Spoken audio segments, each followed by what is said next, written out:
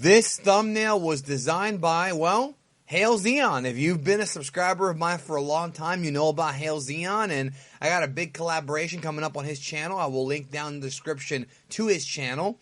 But yeah, the guy can draw. Anyways, let's get to the video. 2013's Battle of Gods movie introduced the concept of the God of Destruction, the Hakaishin, as an actual title in the God hierarchy, and it introduced the concept of the 12 universes. Well, now, many years after that movie came out and the revelation was given to us, we now know what the 12 gods of destruction look like. But some of these character designs look eerily familiar, and on this video we're going to look at the strange connection between Dragon Ball GT and Dragon Ball Super, as well as the previous instances of the phrase God of Destruction being used in Dragon Ball before Beerus was even created. Greetings everyone, Cell here. Subscribe to this perfect channel and follow Geekdom on the social media platforms. That will be all.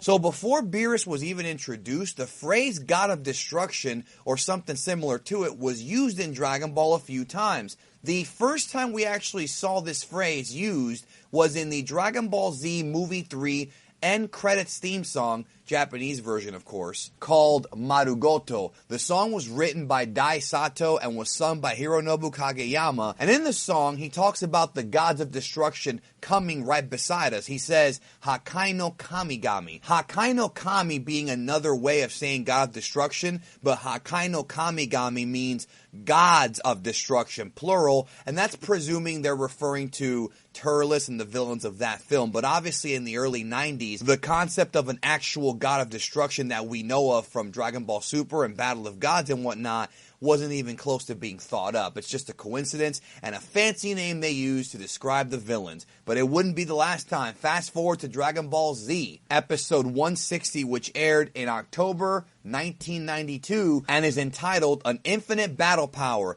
the birth of the God of Destruction named Cell. And they actually call him Hakaishin here. So here's the first time that Hakaishin has been used as far as describing something. But again, it's not the Beerus thing. Now, when we move forward into Dragon Ball GT, there's actually a direct influence. There is a direct influence that cannot be denied. You cannot deny it now, between Super being influenced by Dragon Ball GT, specifically from Dragon Ball Super manga artist Toyotaro, who now apparently has more influence on the anime than we even expected. So in GT, Goku and the gang are pitted up against the machine mutant known as Lude, or Rudo in the Japanese version. Now, in the dub, because of heavy censorship during the dubbing era, his title was actually completely cut or changed to Lord Lude. But his Japanese title is not just Lude, it's God of Destruction Lude. That's right.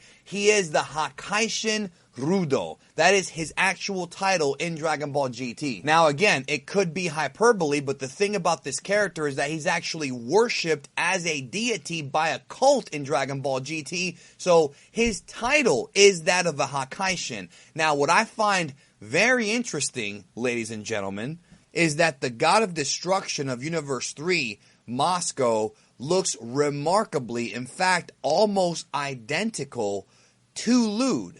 There is no question, just like how the mysterious female Broly is obviously a tribute to the character of Broly as far as the design goes, there is no question that Toyotaro based the design of this God of Destruction from Lude. And if you have any doubts about this connection, if you go back and look at the history of Toyotaro, before this man was hired to do Dragon Ball Super, he was known for a fan manga called Dragon Ball AF. And there's a scene in Dragon Ball AF where you actually have Lude make a cameo appearance as a joke, and he's called Hakaishin Lude. So Toyotaro remembered the fact that Lude was a God of Destruction.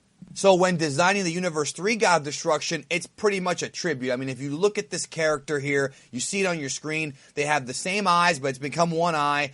The two ears have become one spike, the same chest, the same stomach plate, which is remarkable. The same colors. It's not a coincidence. This is clearly an homage to Dragon Ball GT. It's not the first time they've done like a subconscious homage to GT, and it won't be the last one, but I think it's really cool that they're homaging the first actual God of Destruction. Anyways, I hope you enjoyed this quickie. Hope you had a good time watching it, and let me know what other homages you find interesting from GT and Super. And for those asking, because I know there's going to be a couple guys who say this, no, this does not canonize, I'm doing the air quotes here, GT. It's just an homage. Same thing with Broly. It's a tribute, like a little wink wink to all of us hardcore Dragon Ball fans. Anyways, thanks for watching. Check out these videos.